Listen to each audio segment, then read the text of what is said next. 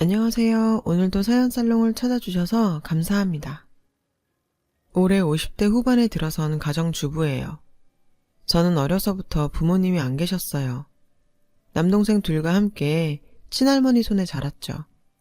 저희 친할머니는 전형적인 옛날 분이셔서 남아선호 사상이 아주 짙으셨어요.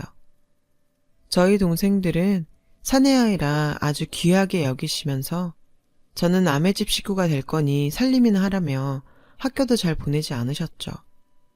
그래서 겨우 초등학교만 졸업하고 친척 소개로 공장에 나가 돈을 벌게 되었는데, 그런 저에게 할머니는 매일 아침 출근 전에 동생들의 도시락을 싸게 하셨어요.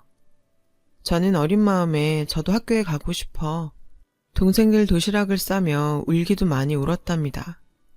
그렇게 도시락을 싸놓고 출근하는 아침이면 등교하는 제 또래 여자아이들을 종종 보곤 했는데, 그 여자아이들이 입은 교복을 한없이 부럽게 쳐다봤던 기억이 아직도 가슴에 먹먹하게 남아있어요. 저는 20살이 되고 할머니와 동생들에게 서울에 있는 더 큰 공장에 취직이 되었다고 거짓말을 했어요. 어떻게든 집을 나오고 싶었기 때문이죠. 집을 나와 하숙집에 방을 얻어 그렇게 서울에 정착하게 되었는데, 저도 마음이 모질지 못해서 버는 돈에서 조금의 생활비를 매달 집으로 보냈죠. 물론 할머니는 고마워하기보다 당연하게 받으셨고, 가끔 돈 들어갈 곳이 많다며 보내준 돈으로 부족하니 더 보내달라고도 하셨죠. 동생들이 잘 돼야 집안이 일어난다고 하시면서요. 저는 할머니가 그러면 그러실수록 저 역시 공부를 다시 해야겠다고 생각했고, 낮엔 공장에서 일하고 밤엔 혼자 힘으로 공부를 했어요. 3년을 그렇게 열심히 살다 보니 바랬던 중학교, 고등학교 과정의 검정고시에 모두 붙게 되었죠. 그땐 정말 제가 금방이라도 무언가 될 듯 너무 기뻤어요. 하지만 대학은 등록금의 문턱이 너무 높아 그 이상은 욕심낼 수가 없었죠. 그렇게 저는 최종 학력에 고졸이라고 쓸 수 있게 된 것에 만족해야 했어요. 당시 저에게는 소설가가 되고 싶다는 꿈이 있었어요. 소설가는 글만 잘 쓰면 되지 않을까 생각해서 퇴근하고 저녁 때가 되면 책을 읽거나 습작을 했어요. 언젠가 신춘문예에 당선되는 꿈을 꾸면서요. 그 당시 새 책을 사는 게 부담스러워 멀리 있는 헌책방들을 다녔어요. 그곳에서 지금의 남편을 알게 되었죠. 제 남편은 작은 헌책방을 운영하는 사장이었어요. 제가 책방에 갈 때마다 늘 같은 자리에 앉아 책을 읽고 있었어요. 그 모습을 본 이후 나도 모르게 자꾸 그쪽으로 시선이 가더니 어느새 전 남편한테 호감을 갖게 됐죠. 그 뒤 시간이 날 때마다 그 책방에 갔고 책을 보는 척하면서 남편의 얼굴을 몰래 훔쳐보곤 했어요. 물론 매일 책 한 권씩 꼬박꼬박 사왔고요. 뭐라 말을 붙여보고 싶었지만 저에겐 그럴 용기는 차마 없었고 애만 태우고 있었죠. 그러던 어느 날이었어요. 사온 책을 저녁에 읽고 있는데 책 안에 작은 메모장이 들어있는 게 아니겠어요? 저는 혹시나 하는 기대로 메모장을 펼쳐봤어요. 하지만 메모장 안엔 책 제목들만 여러 개 적혀있을 뿐이었죠. 먼저 책 주인이 적어놓은 메모장인가 보다 하고 저는 실망한 채 잠이 들었어요. 그리고 다음 날도 어김없이 남편이 운영하는 헌책방에 갔어요. 그날도 책을 읽으면서 남편을 힐끔힐끔 쳐다보는데 그날따라 남편의 행동이 조금 부자연스럽더라고요. 저는 저 때문에 그런가 싶어 보던 책을 책장에 꽂아놓고 가게를 나오려 했어요. 그런데 바로 그때 남편이 제 뒤에서 "저기요" 하면서 저를 부르더라고요. "네?" 저는 놀라 대답했죠.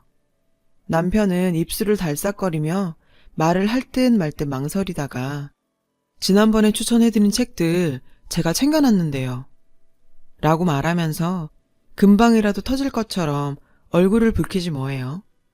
알고 보니 제가 이 앞에 사간 책에 들어있던 메모는 먼저 주인 것이 아니라 남편이 제가 좋아할 만한 책들에 제목을 적어놨던 거였어요. 그날 이후 저와 남편은 친한 책방 주인과 단골 정도로 친해졌고 얼마 뒤 자연스럽게 연인으로 발전했어요. 남편은 저보다 10살이나 많은 나이로 등단한 소설가였어요. 저는 저의 꿈을 이미 이룬 남편이 너무나 멋져 보였죠. 비록 무명이라 벌이는 없는 작가였지만 저는 아무 상관 없었어요. 원래 예술은 배가 고픈 직업이라잖아요. 그때 당시는 콩깍지가 단단히 씌인 때라 돈은 제가 벌면 되고 책방도 운영하니 우리 두 사람 먹고 사는 것 정도는 괜찮지 않겠나 생각했었죠. 저는 은근히 남편의 청혼을 기다리면서 연애를 이어갔고 드디어 남편이 조심스럽게 결혼 얘기를 꺼냈어요. 그날도 얼굴과 귀가 빨갛게 달아올라서는 자기는 원래는 결혼 생각이 없었는데 저랑 만나다 보니 결혼하고 싶다는 생각이 들었다고 얘기하더군요. 저는 그 말이 어느 프로포즈보다 더 좋았어요. 그래서 그 자리에서 바로 승낙을 해버렸죠. 그런데 문제는 남편의 부모님이셨어요. 솔직히 예상했던 일이었어요. 워낙에 완고하시고 깐깐하셨거든요. 남편은 혼인신고만 하고 그냥 같이 살자고 했는데 솔직히 제 입장에선 평생에 한 번 하는 결혼인데 드레스는 입어봐야지 싶어서 조촐하게라도 결혼식은 하자고 고집을 부렸죠. 게다가 제가 워낙에 가족의 정이 그리웠거든요. 조금 어렵더라도 노력해서 시부모님께 사랑받는 며느리가 되고 싶은 욕심도 있었고요. 그렇게 시간은 흘러 상견례를 하는 날이었어요. 그런데 글쎄 생각지도 못한 복병이 나타났지 뭐예요. 제 마음을 알 리 없는 저희 할머니였죠. 할머니는 정말 딱 봐도 초라한 행색으로 약속 장소인 식당에 도착하셨고 자리에 앉자마자 이렇게 말씀하셨어요. 우리가 형편이 좋지 않아서요. 얘가 우리 집 생활비를 대고 있는데 그건 끊지 말아줬으면 좋겠습니다.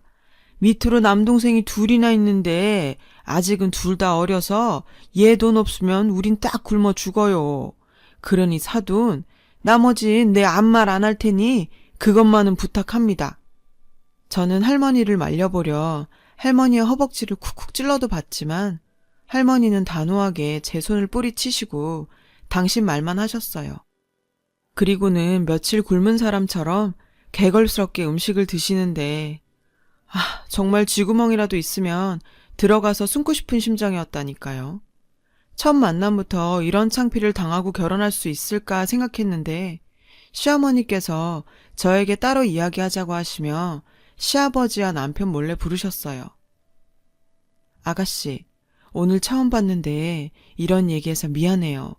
이 결혼은 안 하는 게 좋을 것 같네요. 나도 우리 아들이 나이도 많고 벌이도 별 볼 일 없어서 뭐라 말할 처지는 안 되지만 이런 처가는 우리도 좀 그러네요. 그러니 아가씨가 우리 애한테 잘 얘기해서 정리해줬으면 좋겠어요. 설마 했는데 역시나였죠. 저는 식당 화장실에 가서 펑펑 울었어요. 하지만 기다릴 남편과 어른들이 계시니 이제 그만 나가야지 하고 나왔는데 할머니가 세면대에서 맹물로 입가심을 하고 계시더라고요. 그 모습을 보는 순간 그동안 켜켜이 쌓여있던 화가 대폭발을 해버렸어요. 어쩜 할머니는 이런 자리에 나와서 그렇게 말해? 내가 돈 벌어다 주는 기계야? 야가 비싼 밥 먹고 헷가닥 했나? 뭔 소리래? 나 할머니 때문에 결혼도 못하게 생겼어. 할머니 일부러 그런 거 아니야? 나 시집가면 돈 끊길까봐? 어디 처녀 귀신이라도 붙었어? 네 결혼 파투난 걸 왜 할매 탓을 해? 그냥 이럴 바엔 고아였으면 좋겠어. 할머니가 지금까지 나한테 해준 게 뭐가 있어? 왜 나한테만 그러는 건데? 아이고 연병하고 자빠졌네. 할머니는 분을 쏟아내는 저를 두고 태연하게 화장실을 나가셨어요. 그날 밤 남편은 아무 말도 없는 저를 보며 상황을 대충 짐작을 했는지 거봐, 그냥 내 말대로 하지. 괜히 이 사단을 만들었어. 저는 남편의 말에 한마디 하고 싶었지만 눈물이 터져 아무 말도 못했어요. 그러자 남편은 그런 저를 꼭 안아주며 난 자기 외에는 아무랑도 결혼할 생각 없어. 그러니 달라질 건 아무것도 없으니까 아무런 걱정하지 말고 땀만 먹지 말고 그냥 나랑 살자. 남편의 말에 저는 너무 고마워 남편의 뜻에 따르기로 했어요. 그 뒤 저희는 식은 생략하고 혼인신고를 했고 반지하 단칸방에 신혼살림을 차렸어요.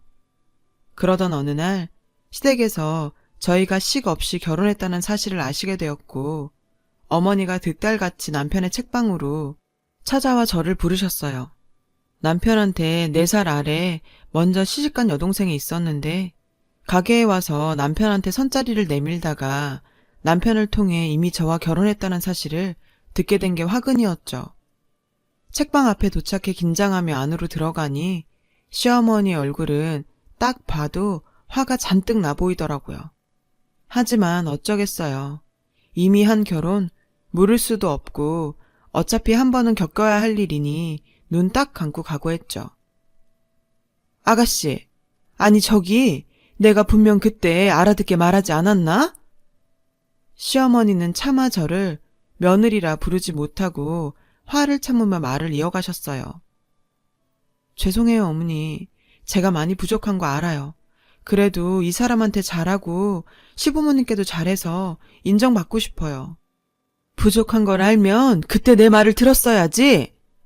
시어머니는 꾹꾹 누르고 있던 화를 끝에 가선 어쩌지 못하고 점점 목소리가 높아지셨어요. 제가 하자고 했어요. 내가 이 사람 아니면 안 되겠는데 그럼 어떡해요?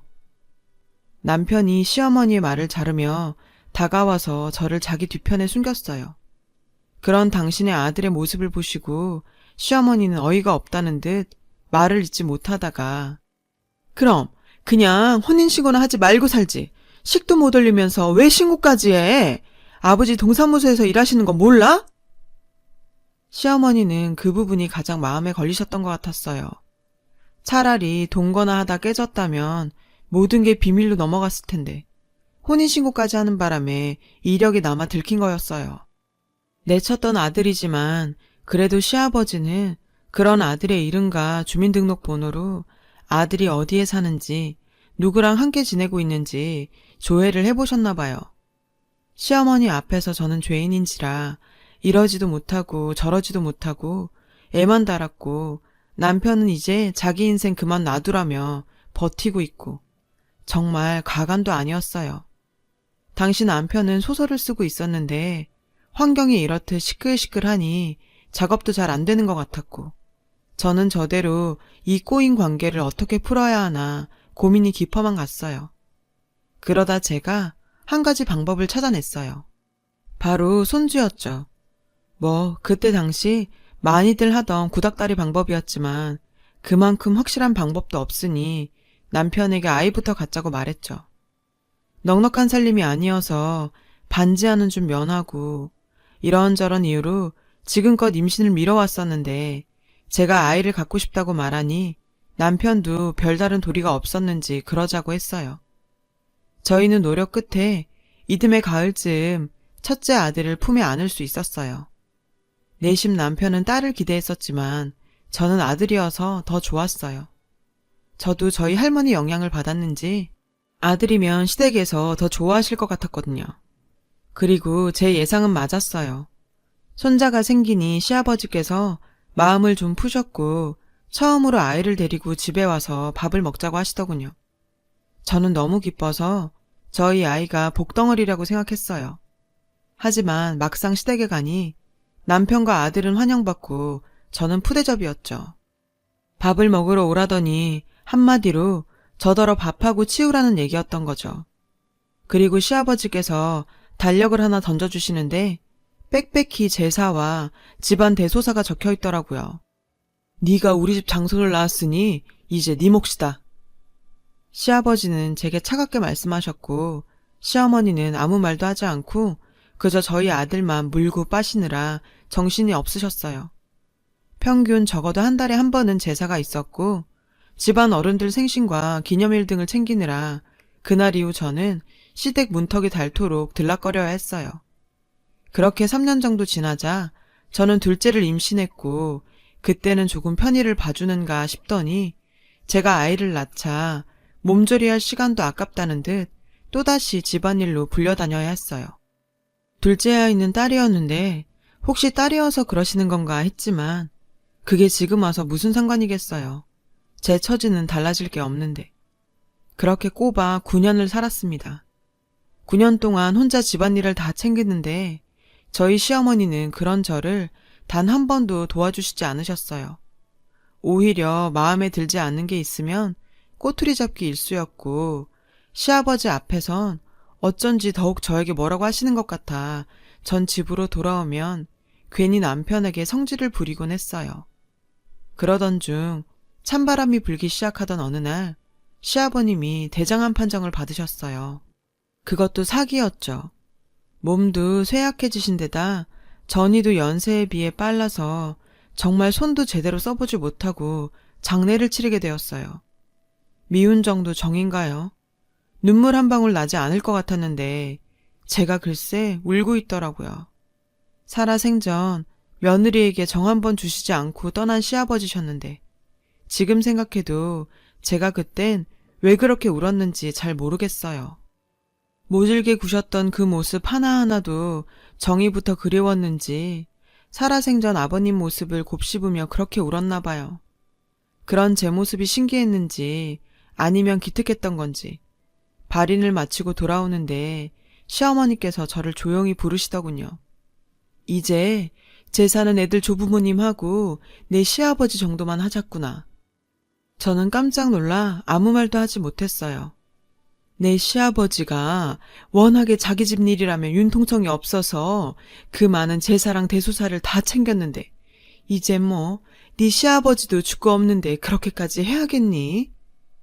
저는 시어머니의 제안이 너무 놀랐고 그래도 되나 싶은 생각이 들어서 그래도 갑자기 제사를 안 지내면 다른 어른들께서 뭐라 하시지 않을까요? 라고 말했고 그건 나한테 맡기고 너는 오늘 내 식구 다 데리고 내 집에 가서 자거라. 그리고 별다른 일 없으면 얼굴 보지 말고 지냈으면 좋겠다. 내 말 무슨 뜻인지 알겠지? 그렇게 시어머니는 당신 말만 하시고 가시는데 저는 혼자 남아 멍하니 이 상황은 뭘까 생각했어요. 저를 예뻐하지 않으신다는 건 알았지만 보지 말자니 너무 어이가 없고 황당해서 웃음만 나왔어요. 그날 이후 저도 악에 받쳐서 시어머니께서 하자시는 대로 했어요. 몸이 기억하는 제사와 대소사에도 아랑곳하지 않고 모른 척, 아무렇지 않은 척하며 지냈죠. 물론 시어머니한테 연락 한 번 하지 않았고요. 나중에 든 생각으론 집안 재산에 대해 일절 주시지 않으려고 미리부터 그러셨나? 뭐 그런 생각도 들었는데 애당초 그런 건 바라지도 않아서 별로 억울하지도 않았죠. 그렇게 3년인가 4년인가 흐른 어느 날 시누이한테 갑자기 연락이 왔지 뭐예요. 시어머니한테 치매가 왔다는 거였어요. 저는 놀라서 상태가 어떠신 거냐 물었고 건망증이 심해지셨다고 생각했는데 점점 일상생활이 힘들 정도가 되었다고 말하더군요. 새언니, 미안한데요. 저는 아이도 이제 수험생이고 남편도 뭐라고 해서 집을 비울 상황이 못 돼요. 그러니 언니한테 부탁 좀 해도 될까요? 저는 시누이의 말을 듣고 기가 찼어요. 자기는 힘드니 치매에 걸린 자기 엄마를 저한테 돌보라고 말하는 시누이가 괘씸하더라고요. 그나저나 치매라니. TV에서 보면 씻는 거며 먹는 거며 대소변까지 다 받아내야 하던데 저도 사람인지라 덜컥 겁이 나서 하겠다는 말을 못하겠더라고요. 막말로 딸도 못하는 걸 왜 제가 하나 싶은 생각도 들었고요. 고민하는 저에게 남편은 당신이 내키지 않으면 하지 마. 내가 본가에 들어갈게. 이러지 뭐예요. 저는 차마 남편에게 그러라고 하지 못하고 다음날 시댁으로 시어머니를 뵈러 가봤어요. 시댁에 도착하니 도우미 아주머니가 한 분이 계셨고 그때까진 시어머니의 치매 증상이 그리 심하지 않으셔서 어머닌 저를 보시곤 대뜸 내가 여기 왜 왔냐고 역정을 내셨어요. 차마 시누이한테 어머님이 치매라는 말을 듣고 왔다는 말은 못하고 요즘 제가 너무 집에 소홀했던 것 같아 한번 와봤다고 대충 얼머부렸죠. 그리고 슬쩍 안방과 화장실 등을 둘러보는데 로션의 뚜껑이 엉뚱하게 닫혀있고 물건들이 다 제멋대로 놓여있더라고요.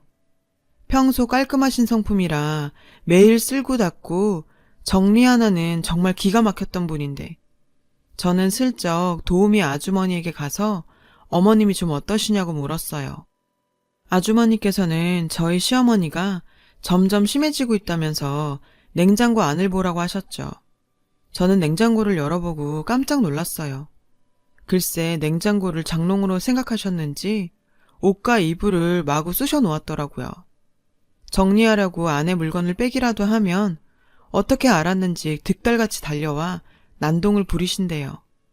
그리고 이제 시어머니를 혼자 두는 게 조금 위험해 보인다면서 저에게 가족들과 상의해 결론을 내보라는데 정말 눈앞이 캄캄했어요.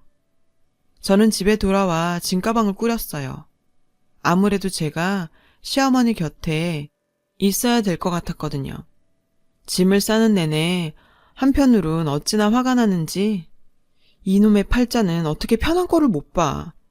투덜대며 시어머니 수발을 들으러 시댁으로 들어갔어요. 당시 고등학생, 중학생이었던 아이들을 두고 말이죠. 그 탓에 저는 더욱 마음이 좋지 않았어요. 정작 내 새끼는 챙기지도 못하고 저를 싫어라 하는 시어머니를 챙겨야 한다니. 그 후 제 상황은 정말 최악이었어요. 밥을 드셨는데도 식사를 안 하셨다고 우기시고 씻자고 하면 저에게 물건을 마구 집어 던지셨거든요. 그리고 정말 피하고 싶었던 대소변 실수를 하루에도 몇 번씩이나 하시는데 정말 제가 먼저 미칠 지경이었습니다. 도우미 아주머니께서 낮에는 오시니 그나마 조금 괜찮지만 치매에 걸린 시어머니와 함께 보내는 밤은 너무나 길고 잔인했어요. 어머님의 기억은 점점 쇠해지셨고 급기야 저를 몰라보시는 지경에 이르렀죠. 어떤 날은 저를 보고 엄마라고 하시면서 대성통곡을 하셨고 어떤 날은 처음 듣는 이름을 부르시면서 저희 머리끄댕이를 잡으시는데 이젠 정말 못하겠다 싶더라고요. 저는 바로 시누이에게 전화를 걸었어요. 그런데 그때 밖에서 쨍그랑 소리가 아주 크게 들리지 뭐예요. 글쎄 시어머니께서 당신이 그토록 아끼시던 집안의 큰 화분들을 바닥에 내동댕이 치고 있지 뭡니까. 어머니 도대체 왜 그러세요? 저는 큰 소리로 어머니를 말리며 소리쳤어요. 제가 말리는데도 어찌나 힘이 세신지 그 뒤로 화분 2개를 더 깨시곤 화분 조각에 다치셔서 피까지 보시고서야 끝이 났어요. 나중에 도착한 시누이와 저희 남편이 이 난리통을 고스란히 보게 됐고 상의 끝에 어머니를 치매 노인들을 모시는 요양시설로 옮기기로 했어요. 하지만 이번엔 돈이 문제였어요. 시설에 맡기는 비용을 가지고 시누이와 실랑이를 벌이게 되었는데 그간 어머니를 모신 제 공도 모르고 오빠니까 비용 대부분을 내라는 시누이 말에 뭐 이런 게 다 있나 싶어 큰 싸움을 벌이게 되었죠. 사실 저희도 남편이 하던 가게를 정리해서 형편이 그리 좋지 않았거든요. 그래서 저는 더 물러날 수 없었는데 순간 그렇게 무뚝뚝하던 저희 남편이 울더라고요. 어머니가 너무 불쌍하고 자기가 너무 한심해서 화가 났대요. 남편의 그런 모습을 보고 있자니 나도 모르게 울컥하더라고요. 그래서 에라 모르겠다. 어떻게든 되겠지 하는 심정으로 가지고 있던 카드 3개를 번갈아 긁었어요.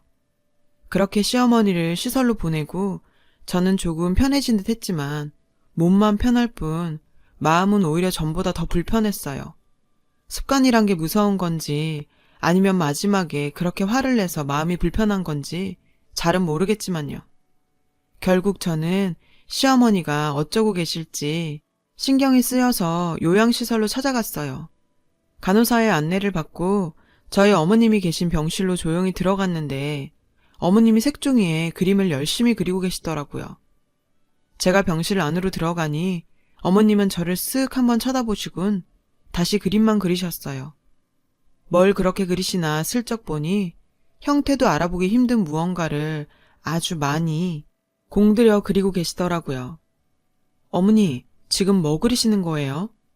제가 조심스럽게 말을 걸자 어머님은 저에게 당신이 그린 그림을 보여주시며 우리 며느리요 라고 하시는 게 아니겠어요. 뜻밖의 대답에 전 잠시 당황했어요. 그리곤 이내 이 그림이 어딜 봐서 나라는 걸까 의아해서 다시 물었죠. 며느님이 이렇게 못생겼어요? 그랬더니 어머님은 금방 저를 잡아먹을 듯 노려보시는데 기분이 조금 이상하더라고요. 그렇게 구박만 하실 땐 언제고 누가 당신 며느리 못생겼다 하니 화를 내시는 모습에 어쩐지 뭉클했어요. 우리 며느리는 팔자가 꼭 내 팔자같이 불쌍한 애예요. 시집 오기 전엔 제 할머니한테 온갖 구박받고 남들 하는 결혼식도 못 올리고 시집 와선 죽어라 일만 했죠.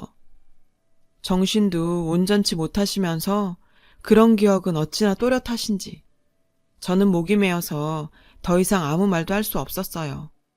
그런 제 사정도 모르시고 어머님은 계속 당신 얘기를 쏟아내셨어요.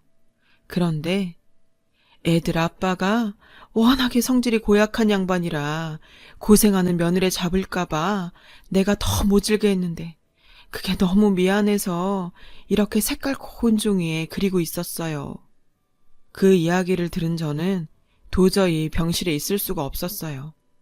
그래서 조용히 병실을 빠져나왔죠. 몰랐어요.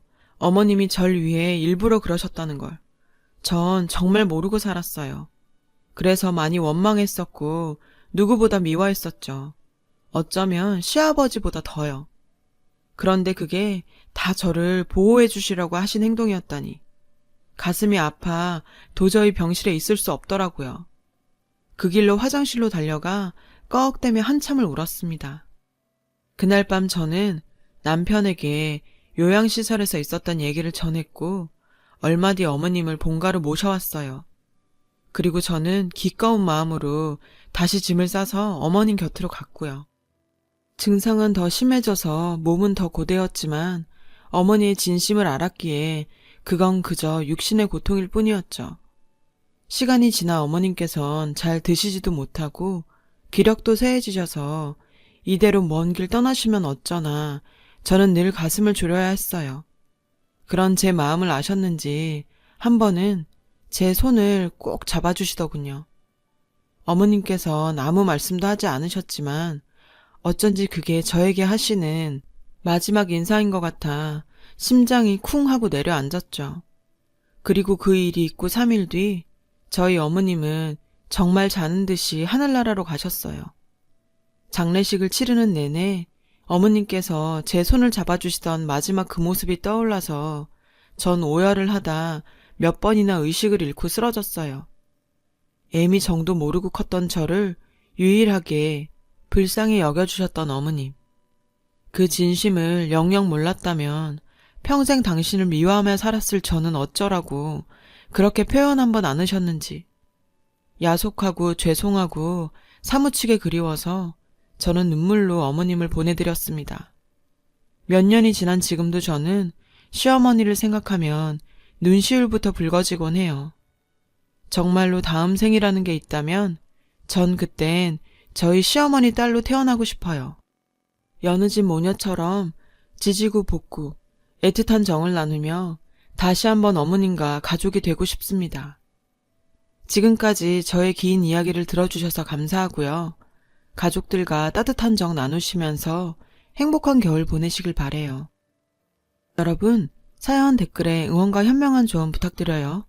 좋아요와 구독은 저에게 큰 힘이 됩니다. 오늘도 좋은 일 가득하세요.